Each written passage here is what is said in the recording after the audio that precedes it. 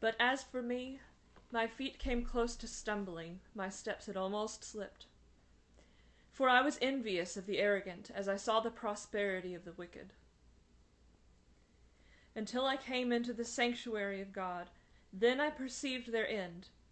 Surely you set them in slippery places, you cast them down to destruction. From Psalm 73, verses 2 to 3 and 17 to 18. Many that live deserve death, and some that die deserve life. Can you give it to them? Then do not be too eager to deal out death in judgment, for even the very wise cannot see all ends. From the Fellowship of the Ring, by J.R.R. Tolkien. Welcome to Epigraphs. I'm Ted. And I'm Maria. And you have brought us some passages that are very weighty. Indeed. And I think you wanted to start by introducing a theory of narrative to me. Is that right? Yeah. So I have a pet theory that I have developed in inchoate form over the last few months. Haven't really had the opportunity to hash it out with somebody, so that's what I'm hoping to do here. And I was reading, I think it was Anthony Trollope a while back. As is he around. writes, yes, he writes long books, and I started to think about long form narrative in particular. So I was thinking at that point in terms of quite long narratives, but the more I think about this, the more I think that my theory really applies to most things that are that are longer than about a short story. Mm-hmm. And my theory is basically this, that any narrative that has that much length is inherently concerned with justice. It becomes in some way about justice. And when I say justice, I mean it not in necessarily a super philosophical sense, but just in the sense that we usually think of it like people getting what they deserve. Yeah. And what I think a narrative does, if it's long enough to sort of have this arc, short stories don't necessarily, they can just sort of end, then that arc implies some kind of closure for the characters. There might be further things that are going to happen to them, but the author has chosen to end it there. The characters are in a new place, and whether they have gotten what they deserve or not gotten what they deserve, the closure that's implied in ending the story there just makes a statement about justice, whether the author means to or not. So you're first of all, I love that. Thank you. Yeah, it sounds a lot like my theories about the Book of Job. Yes, I know. When we've talked about this before, that is the first place you went. Yeah. Limited discussions. So. Yeah. So the first thing one thing you said is, it's not so much that you're saying that any long form narrative, if you look at it closely enough, is going to display what you would consider to be justice. You're saying that any long form narrative is necessarily saying something about justice. Right. Okay. That's it, because I mean the first thing that came to my mind when you were saying that is, well, the first one is, at least on a basic level, I really agree, and I'd like to get into more of why I agree.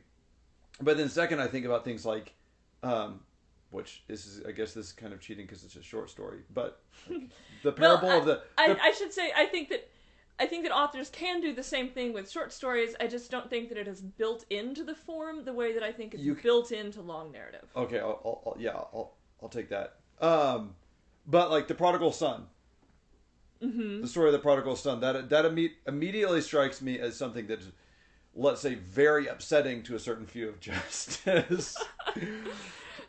So, and I would add that what's interesting there, in light of what my theory is that even though that is a very short narrative, it takes place over a long time. Oh, interesting. So Okay, but you would still say it applies to something like the Brothers Karamazov that takes place in like two 24-hour periods, a couple of months apart. Interesting nuance that I haven't really thought about. So let's think through that a little bit.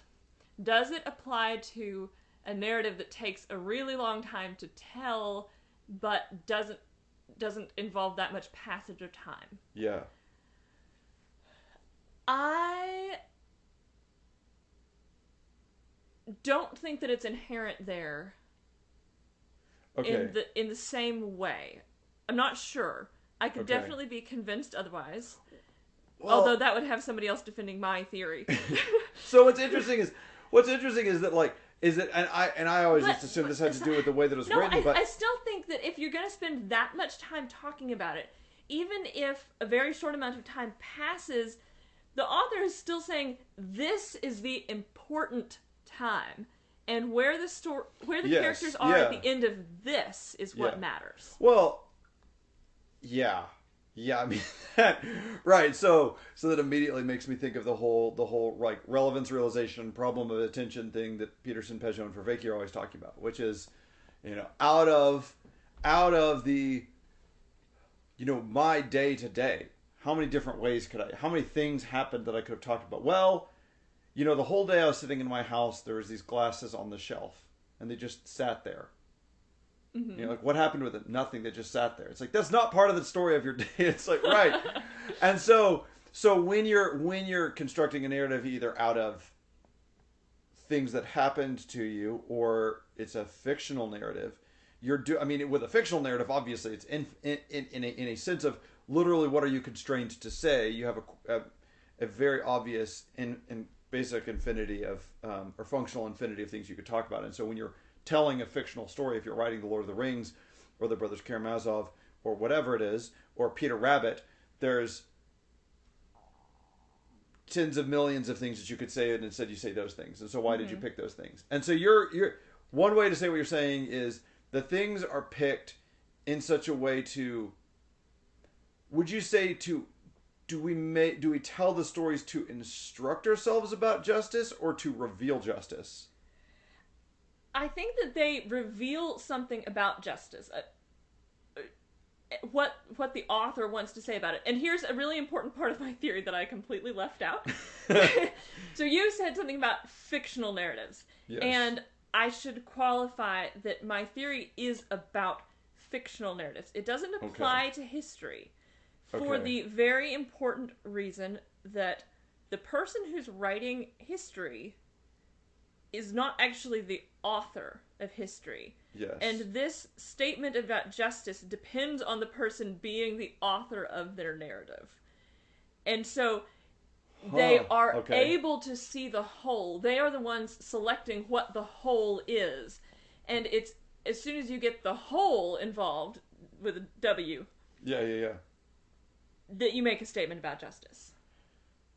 Because Interesting. what Yeah, you're saying so- is this is the scope. Yes. And so wherever the characters are at the end, you're saying this is the end result. People get what they deserve or they don't, or somewhere in the middle. So I mean, what's lovely is taking the Lord of the Rings.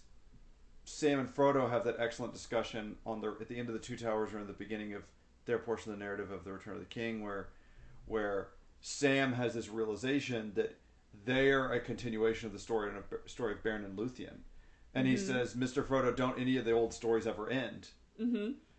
And the answer is no, and so what you're saying is really deeply related to what I think is like the basic function of narrative in our lives, which is your point about being the author, right? It's like, okay, so I think there's a second reason that you can't expect that with history. The second one is that the person who's writing the history is in the same story. They're not outside of like Right, the story hasn't ended. Exactly. That's what I was trying to say, actually. That they haven't gotten the whole yet. Now, you can look way back and you can look at a very large portion of history at this point, and so you can make possibly, depending on the quality of your judgment, you might be able to make a better judgment about what happened or didn't happen to people and what the end results of their actions were. But you're still in that same story. Yeah. It's not self-contained. Yeah, I think about. Well, I'm thinking about the part in Paralandra where C.S. Lewis has the main character Ransom talking with these humans on an unfallen world, right? The king and the green lady, and there's this discussion about, was Earth with a fall and the incarnation, was that the turning point of the universe, or is Paralandra, which is this unfallen world after the incarnation that doesn't fall, is that the turning point? And his answer is basically yes. Like they're all turning points. And so part of the act of narrative, and this is what I think, again, what I was going to say is regarding the function of narrative, is that there's the one story, which is the beginning to the end, and everything is somewhere in the middle of that, unless you're talking about the Bible, which is actually the beginning to the end. So everything else in the middle, and so you'd say, okay, so how can we, if everything comes from somewhere indefinitely and terminates and moves on into everything else indefinitely, how can we figure out like how we should act, right? Because we want to act justly. Let's call that the historical view. Everything's just part of one story. We don't really know how it ends because we haven't gotten to the end yet. But to some, I mean, that's still true in fiction too, because you don't have a fiction in a pure bubble. Okay, but here's my contention. Okay. In an important sense, you do. Okay. The very fact of it being a narrative that begins somewhere and ends somewhere implies that those are the vital parts. That in some important sense, when the narrative ends, the story has ended. There may be more to play out afterward, but fundamental changes after the end of the story aren't actually part of the story. Part of that story. They're not part of that story. Right. So, Lewis, in the part of Paralandra that you're talking about, is describing the historical view, but his book has a beginning and an end, and the place at which the characters end up at the end of that book, now I'll acknowledge it's complicated because it's a trilogy, so there's another book to come, but we're not going to come back to the Green Lady and the King. Yeah. They are in their resting place as far as that narrative is concerned. And so what I would say is where they end up makes a statement about what Ransom does and per se, or what the Green Lady does. Well, where they end up makes a statement about justice, to bring it back to the original theory, in that case they've sort of, to put it in very loose terms, the Green Lady and the King have gotten what they deserve. They're in the correct place. Yes. And that is a particular view of justice and how things fit together and play out that is implied by where Lewis ends the story. Yeah, oh my goodness. Well, okay, so one quick note, your little comment about it being complicated because it's a trilogy. I would say that's how I think when you step back into this world and you're saying how does narrative interact with the historical, I'd say that's one way, and that narrative is nested. And so Paralandra's nested in this trilogy, which you can see how these start to, these things build up, and so part of historically what narratives do is that they say, yeah, I get that there's this sort of indefinite stream of things coming in and indefinite stream of things coming out, but it's actually worthwhile to take this little section here and pull it out and say, you can look at this, it's like as a pseudo whole. Yeah. So what the historical view allows you to do is ask, well, what happened afterward? Did the planet stay unfallen? Did the King and the Green Lady really rule correctly? But the narrative doesn't include that. That's really not part of the narrative. Right. And so yes, you can tell the narrative ends with, and they lived happily ever after. So there's a great story. I don't know if you remember the story from one of our ancestors early on in the pioneering era. It's the matriarch who was out in the river washing the clothes. Do you remember this? And a buck starts to swim across the creek from the river from the other side. And so she goes and gets the knife that she has lying on the bank and wades into the stream and kills the deer with her bare hands with the knife. And the justice of that story is that her bravery provides for her family. right? You see that her decisive, brave action, killing this deer with a knife, leads to this abundance for her family. You don't then go on to say, is it important whether or not her children grow up to be bad people? Right. It's not important for the story because but to your point, we have a very strong innate sense of what belongs in that story. So then if you added on something about how, and then that night she got in a petty argument with her husband over the dinner table, you're like, that's a completely different story. It either doesn't belong or you're saying something completely different. Yeah. Because you have a sense of where you start and end is... Though this immediately also makes me think about Peugeot's whole point of the feminine and the frame and how important those are, right? Because especially when you're in the historical, the way where you frame your narrative, where you start it, literally, where it starts and ends, is almost as important as the content, as what's happening inside of it. Because it really, yeah. Yeah, wow. Let's say that Granny had killed the deer. There it was. She had all this abundant meat for her family.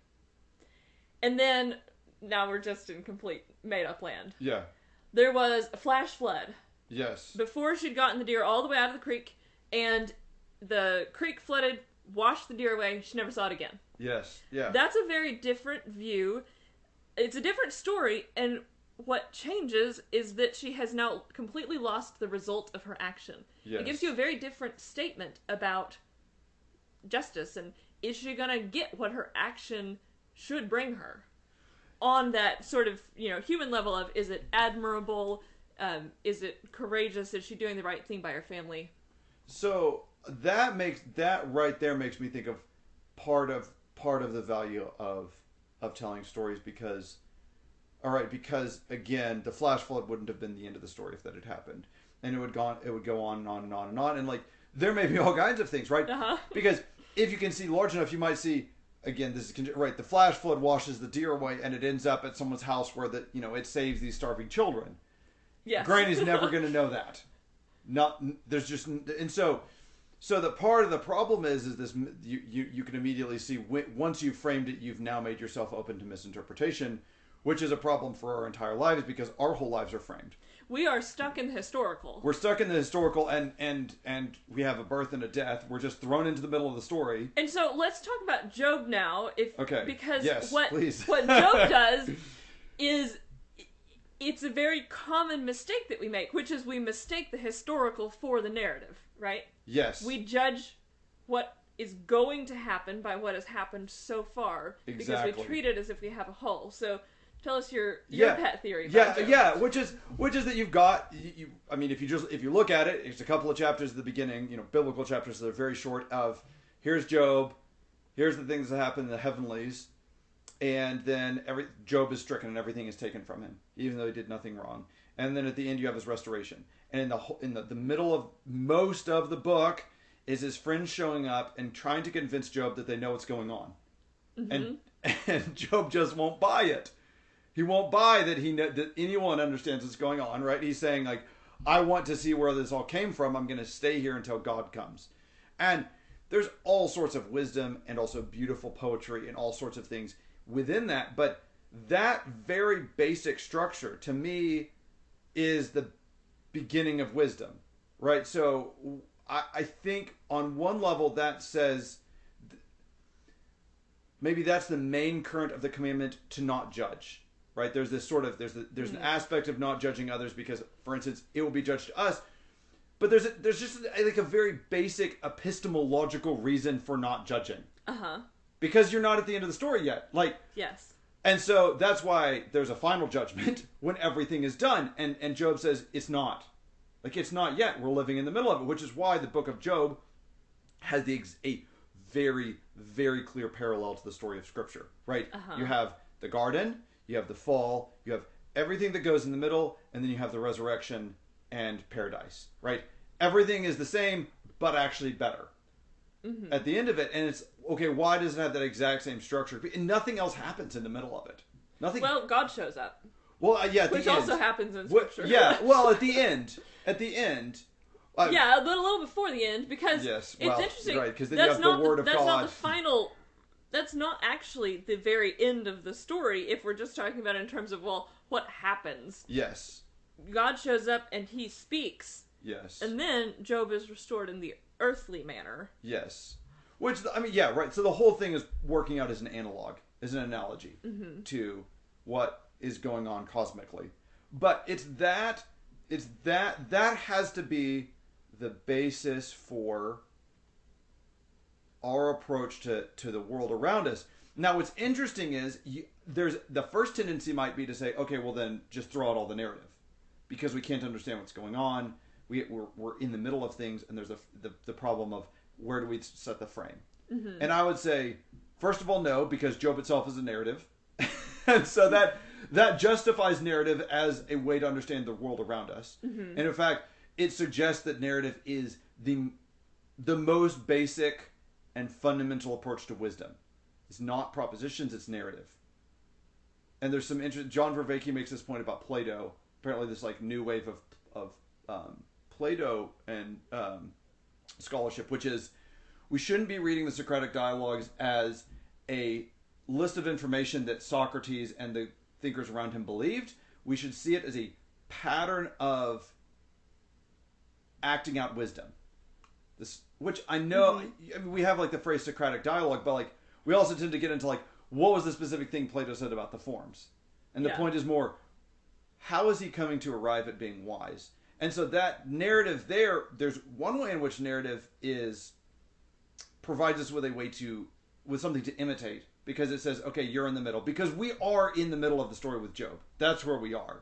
And so, but we still have to act, right? Job's acting is I have to wait. We still have to act. So what do? And I would say we imitate narratives, because narratives give us a much better grip on what would be the right thing to do, given everything. So in the case of Job, is the right thing to do to curse God and die? Well, if the middle of Job is the end of the story, maybe so. But it isn't. And so we can say, all right, contrary to what I might feel, because I've read Job, I know I shouldn't curse God and die. And it's the same thing happening in Psalm 73 that we used as one of our epigraphs. Yes. My foot had almost slipped. I looked at the wicked and saw how they prospered until I came to the temple of the Lord. And basically what the psalmist is saying, I think, is, and then I saw that that's not actually the end of the story for the wicked. Yes. They're in a slippery place. Yes. So what the psalmist saw as a lack of justice, that the wicked act wickedly and yet they prosper, is not actually the end of the story. And so if you extend the narrative out to the true end, then your view of justice changes and you act differently accordingly. Yes. So let me throw, there's another thing that's right next to what we've been talking about that I think is really true about narrative, and I want to see if you think it's related to your theory. So I like going back to the Lord of the Rings because of how well Tolkien did this, which is, so at the end of right at the end of the Fellowship of the Ring and into the Two Towers, you have the fracturing of the Fellowship, and Aragorn is trying to decide what to do. Should he go after Frodo and Sam? Should he go after Merry and Pippin? And he decides on the basis of the fact that he doesn't think he can help Frodo all that much, but mostly because of his loyalty to Merry and Pippin. They've stuck with him, and now he feels that it is his obligation and love to try to rescue them. And so he goes and acts on this obligation, even though, say, from a consequentialist view of morality, that doesn't make the most sense, right? You'd think, well, Frodo's the only one that matters because he's got the ring, and so you should throw everything you've got as saving Frodo. But he doesn't do that. He acts based on a debt of love that he has to the two hobbits who are captured by the orcs. And I'm not gonna. It took me like 7 times through to realize this. It's first of all, it's Merry and Pippin, and then coming along and being allowed to come along because Gandalf and Elrond allow it because of the love that the hobbits have for each other. In spite of, again, the consequentialist view, they could have had like these great elven lords to come along. Well, right? What? Yeah, isn't it Gandalf who says when they're making that decision something like, you know, we don't necessarily need more wise people on this trip. Yeah. we need people who love each other. We need people who love each other. And you think, well, goodness, that doesn't make any sense. That doesn't seem like the right way to do things. And so it's those two things, Merry and Pippin coming along, and then Aragorn deciding to follow them at the end of the Fellowship of the Ring. And you follow what Tolkien has put together, and it becomes clear that through very complicated means, that becomes the only reason that Frodo and Sam make it through. So you have this whole series of things where Saruman thinks that Rohan's got the ring, and so he attacks Rohan before it's his time, and Aragorn shows up in Rohan just in time to help them defend at Helm's Deep, which, if Saruman had just waited like another 3 weeks, he could have wiped them out no problem and attacked them, probably attacked them at Edoras and, wipe. But because he's afraid, because Merry and Pippin are there, and because the Rohirrim find the orcs who are hurrying back, they get destroyed. He doesn't know what's going on. Then Merry and Pippin get the whole avalanche that is the Ents to come and destroy Isengard. Then because Isengard is destroyed and because Pippin picks up the Palantir, then Sauron thinks that Saruman has the ring. And so then because of that, he sends... No, sorry, that's not right. He thinks Aragorn has the ring because Aragorn takes the Palantir. And so Sauron, before he's ready, attacks Minas Tirith. Mm-hmm. And because he attacks Minas Tirith, at that moment, that's the only reason that Sam and Frodo and Gollum make it through the Morgul Vale. Mm-hmm. Because he's so focused on attacking them, and because he's so focused on attacking at that moment, he hasn't waited for the right moment. They're able to repel the attack from Minas Tirith, so Minas Tirith survives. And then, because they lose at Minas Tirith, he's even more convinced that Aragorn has the ring, because how else could he have lost? So he empties everyone out of the plains of Gorgoroth to the Black Gate, which is what allows Frodo and Sam to make it across the plains of Gorgoroth. Not only is it empty, but they end up going on that forced march that gets them through that last bit that they wouldn't have been able to make it through. And so you can see this beautiful long cascade of events that no person, no AI running on some. Even the wise cannot see all ends. Even the wise cannot see all ends, right? And then it comes all the ultimate, which comes in the second chapter, by the way. I'm pretty sure. Yes. It's very close to the beginning. Yeah. And so then you have this tie of this thing of this say non-rational, very reasonable, but not rational act of mercy on the part of Bilbo in The Hobbit, sparing Gollum's life, that ends up being the thing that allows for the destruction of Sauron. So why tell a story like that? Well, two things. Why tell a story like that, and why is it so heartbreakingly satisfying to read? And the second part is, I think, because we all know it's true, because I think deep down, most people understand that is actually how reality is constituted. That is how it works. Why write it and why read it? Because our lives are a constant series of, are we going to kill Gollum? Mm-hmm. Are we going to go after Merry and Pippin? And if you haven't read the stories enough times to really believe that that's how things can work out, I don't know if we're going to be brave enough to make those decisions. Mm-hmm. So I think it's interesting because I've been thinking a lot about the cardinal virtues. And you've been talking about justice, which the personal virtue of justice is rendering to other people what's due to them, not other people getting what. It's not, you're not called on to give people what they deserve. Right. But that's sort of cosmic justice. That's cosmic justice. But what's interesting is that when you look at stories like that and you really believe them and you understand that's what they're doing, they help you develop the virtue of fortitude. Mm-hmm. You almost, I don't know how you could if you didn't. There's that wonderful line in when Mrs. Dimble and Jane Stiddock are talking in That Hideous Strength, and she says to Jane, it's not fair, we were raised on all the fairy tales about, happily ever after. We had the expectation that things were going to turn out well. Mm-hmm. It's like, it's not, she says, like, it's not fair to Jane that she should have to try to figure out how to have a marriage when she wasn't raised with that narrative framework that says these are the baskets you should put your eggs in, because it will turn out all right. Yeah. But Jane wasn't raised on an absence of stories because Yes. that's just not how humans work. Yes. And so she, I think, it's implied, was raised on stories that are nevertheless making a different kind of statement about justice. You know, under my theory. Yes. And, yes. And that statement is that that's not really how it works out. So tell me about that. Tell me about we've been talking about, say, a theory of narrative where it's very much the Genesis to Revelation kind of justice. It's the let's say, one of my favorite examples in the Old Testament is Naomi and Ruth, right? Because then they become the great grandparents. Do Ruth and Boaz become the grandparents, the great grandparents of King David? Any rate.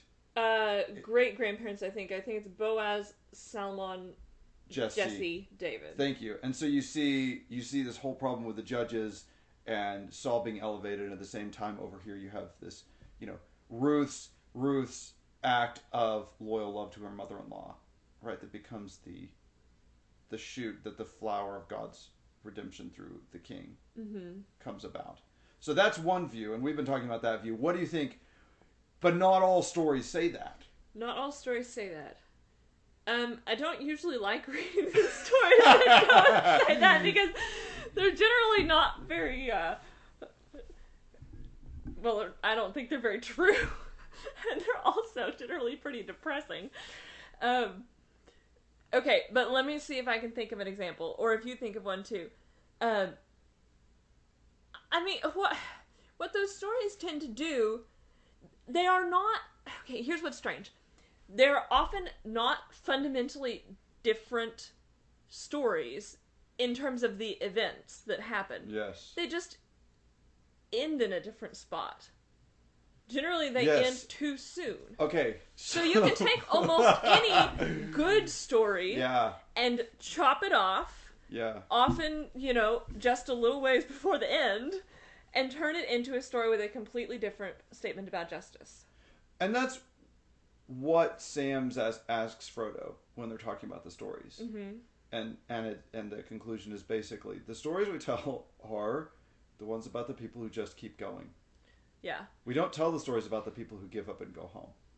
We only tell the stories about the people who keep on going. And I'm right at the end of the story of Endurance, Ernest Shackleton's adventure to the Antarctic, where, that's an interesting one because Shackleton, right, he's trying to do right by his men. At the beginning, he makes a completely reasonable decision with the information that he has to say, push on in this particular weather on the east side of the Ross Sea because he thinks he's going to be able to make it in and do this Antarctic expedition. They end up getting locked in the ice for I think they're on the ice for 560 something days. Is it that long? It is. It's either 467 or 567. Oh my goodness. Yeah. Probably 460 something. Yeah. So from when the ship gets locked in until they make it to land. And you could stop that in the middle and say, well, how did Shackleton's leadership turn out for him? But here they are in an Arctic wilderness stuck. Yeah, stuck in an Arctic wilderness. That really, that really works. Slowly starving on an ice floe that's melting under them. It's that really worked out. Mm-hmm. But in the end it does. And so I was talking with someone 2 weeks ago, and I'd never formulated this way. They were asking me about, some things that had happened in my life. And I put it this way, and I'd be curious to know what you think of this. I said that the events in our lives receive their meaning from the future.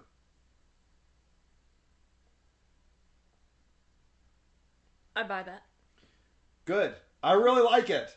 I think it's a really interesting... Mm-hmm. Okay, so here's... Sorry, go ahead. So then I was going to say, to your point, I read 2 books back to back early last year, this year, A Canticle for Leibowitz, and then The Name of the Rose.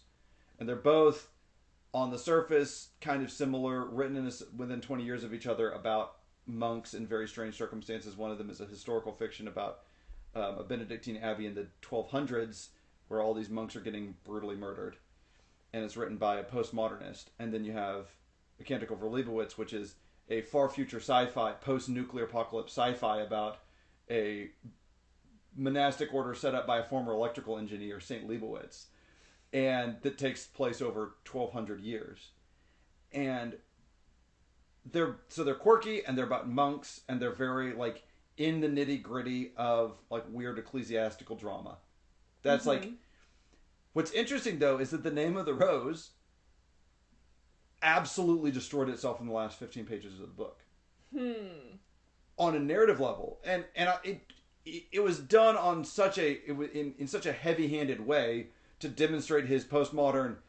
There's no actual narrative that like I actually you don't even buy it, which is funny. It's like self-defeating. Yeah, it's like then why did you spend 500 pages telling the story if you didn't think there was a story? I simply don't buy it. You're at least tacitly acknowledging that the best way to communicate your idea that there's no narrative to other people is through narrative.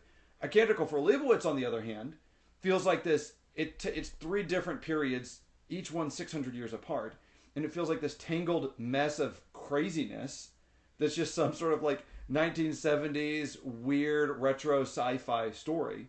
And the last 5 pages of it tie the whole thing together so beautifully. And you're like,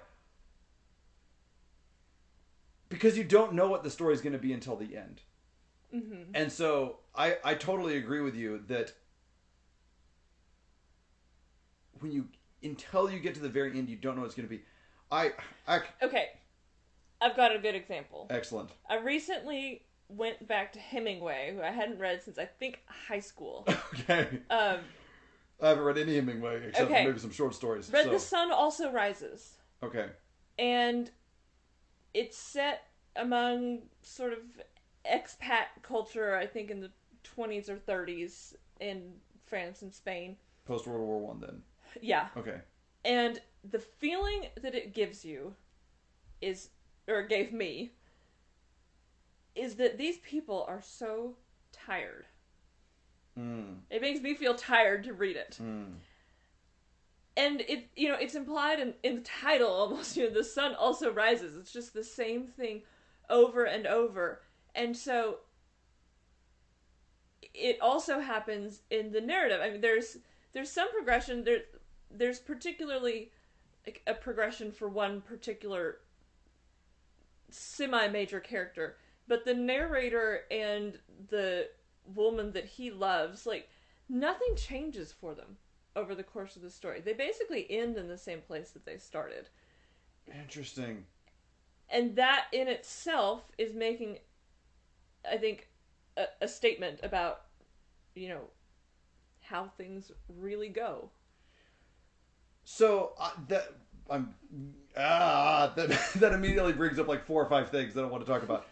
But I'll start with this one. So I've not read St. Augustine's Confessions, but I just listened through a series on them, which was fascinating. And I think you and I talked about this a little bit just in person, about St. Augustine's fascination with time.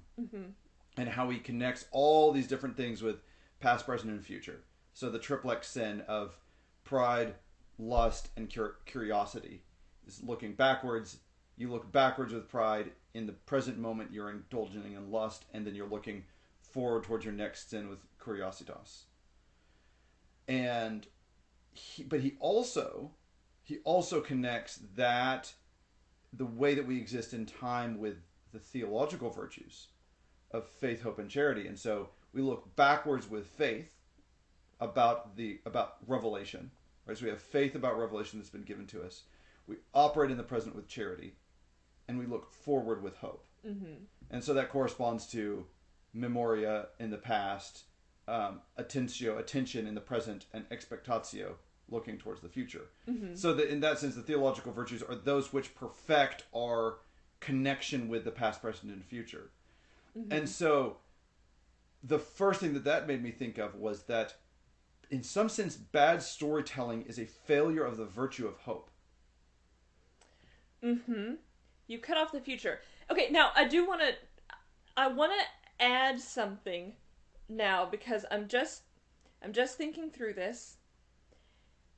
So I said that where you end the story really has a lot to do with what you think about justice and how that's going to play out. But I think there are 3 basic points at which you can end your story. Okay. You can end it, and I'm going to say it's basically the same to end it either before anything has changed, Okay. or when things are really bad. Okay. That is functionally, they both end up in despair. Yes. Saying, like, you know, either things are not going to get better, or they're just going to keep getting worse. You can end it when everybody has basically gotten what they deserve, we'll say. Okay. So things have sort of played out. Job is restored. Yes. Or everyone's dead in certain Shakespeare plays. Yes. But there's another stage after that. Okay. Which is where the prodigal son ends. Because the midpoint of the prodigal son Yeah. is the point of what we would call justice. Yeah. He's gone out and squandered everything. Yeah. And what's the result? He's living with the pigs. Yes. But that's not the end of the story. Can I interject and tell you a story from my life? What, which when you were living with the pigs? Close. No, this is when we were raising pigs, and I was going. That's what I meant. Yes, and I was going to the sweet potato packing factory to get the discards to feed my pigs, and I was talking with a forklift operator back there, and he was telling me about all of his life problems, and they were very serious and sad, and he was talking about how he felt like he couldn't come back to God. And so I started telling him the parable of the prodigal son. And I was like, and it got so bad, he was out there feeding the pigs. And I paused and just started laughing so hard because it wasn't by disobedience that I had gotten to that point. But that's a really interesting point. So, and I think that you can even pick a lot of stories where you see all three of them, actually. Like, depending on who it is. Well, the prodigal son has all of them, right? Yeah. Because yeah. first he takes his inheritance and he Yeah. goes off and he spends it in wild living. So Yeah. you end it there. He's having a great time, but he's wicked. It sounds like a really good idea to disown your father and take your inheritance. You know, someone could look at him and their foot could almost slip. Yes. And Yeah. then he descends. Yes. Yeah. And he reaps the consequences of what he sowed. But then there's restoration. And so this is probably a question for, I don't know, another episode maybe. Does justice always precede mercy?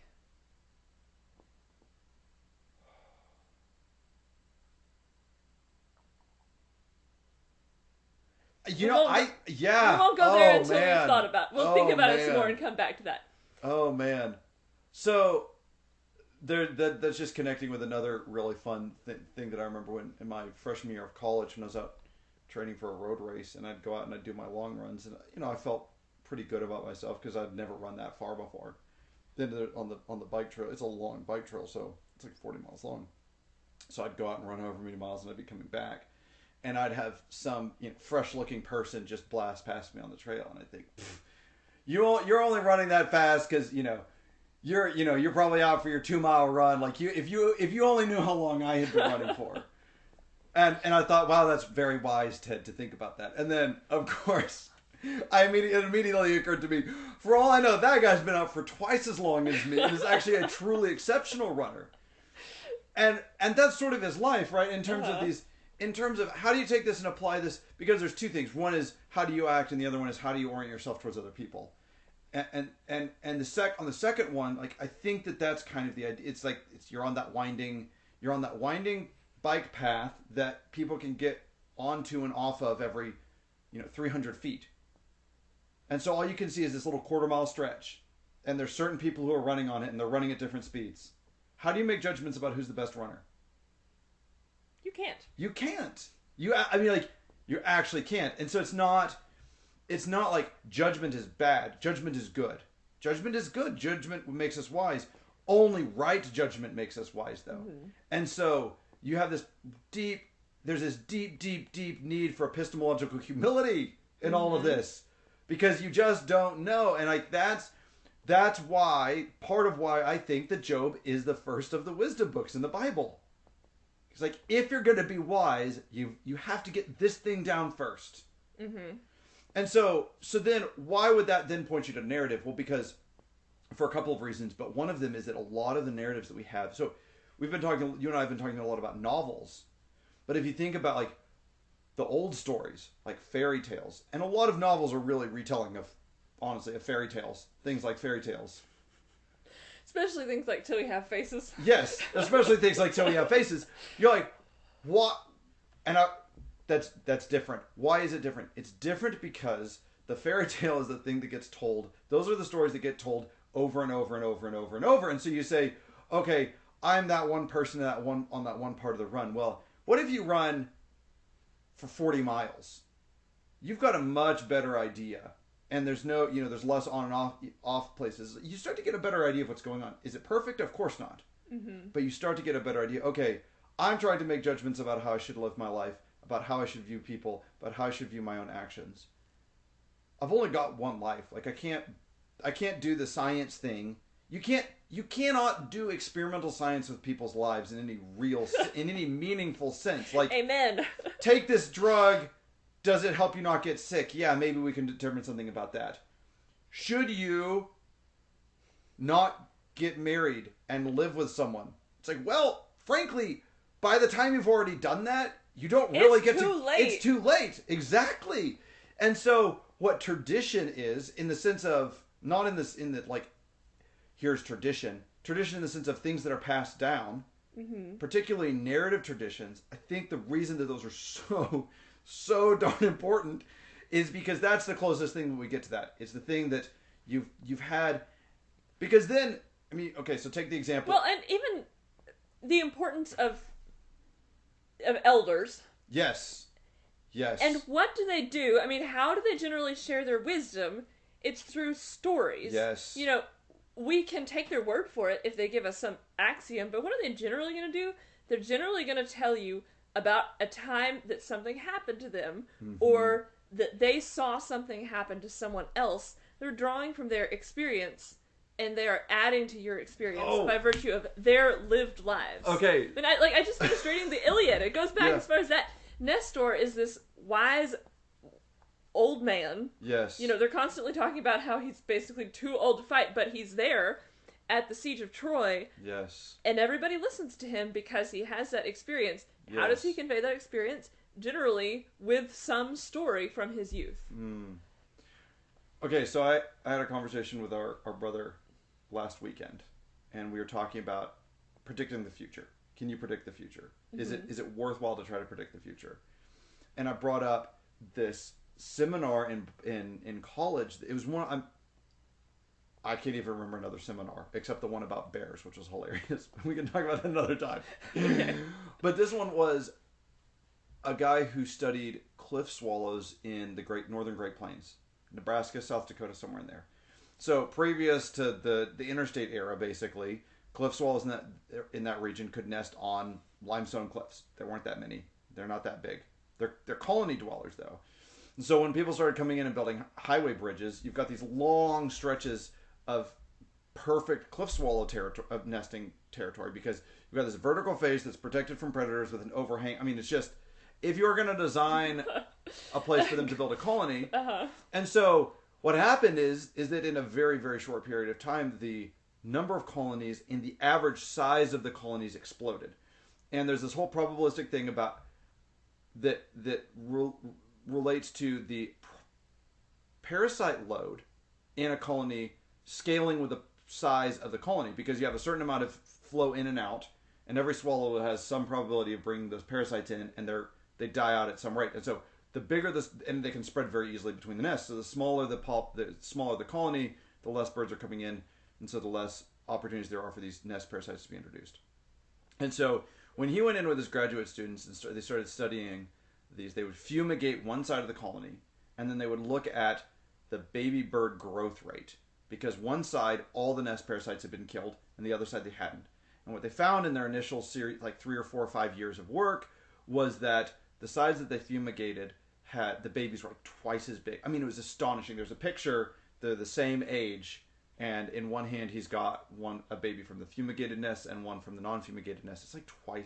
It's monstrously big in comparison. And so what he concluded from that was that there's some serious health effects to these large colonies, and that it's actually not that beneficial to the population. Interesting. Good. We did our science. You write your PhD thesis. You send it off. You go and you do something else because who cares about close swallows, really? You just wanted the degree.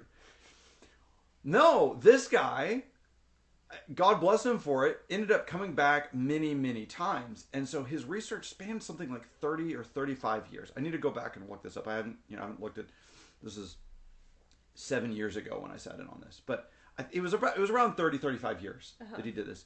They went back and they repeated the study 3 decades later. And guess what they found? They found out that there was no difference between the side they fumigated and the side they didn't.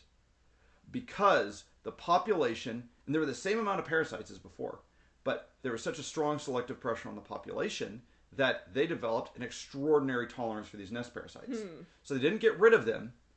They didn't figure out a way to get rid of them. They just learned to tolerate them. Now, there's some really interesting ecology to be taken up from that in terms of like invasive species ecology and all that stuff.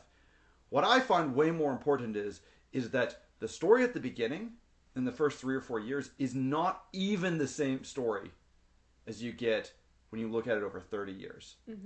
And so this should give it, again, right, it's the epistemological humility to know how we should operate in this world. How much of our lives, how many of our decisions are like that? Hey, look, I've been drawing this line for 4 years. It goes this way. I understand where it goes.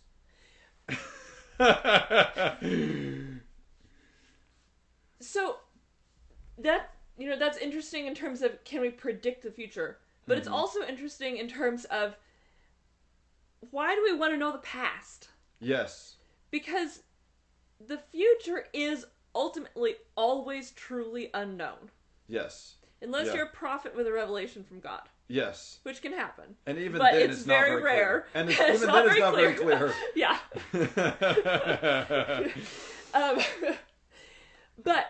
But just generally speaking, you just don't know what the future has. Yeah. And so we need that sense of the past that I think, sometimes you hear it lamented, like, nobody knows anything about history anymore. I don't know if that's actually true, like, in the sense that, did anyone ever know history? But, yes. Yeah. But I think it is really important for that reason, maintaining the recognition that we've been talking about, that it is history. It's not a narrative. We have to get our narrative sense and where we are in the story from somewhere else, aka the Bible, which gives us the beginning to the end. But we still need that knowledge on a smaller level of what has happened in the past, because that's what we can know in order to choose the best means to reach the goal that we know is there. Which is prudence. So we're now up to 3 of the cardinal virtues. Great, let's talk again.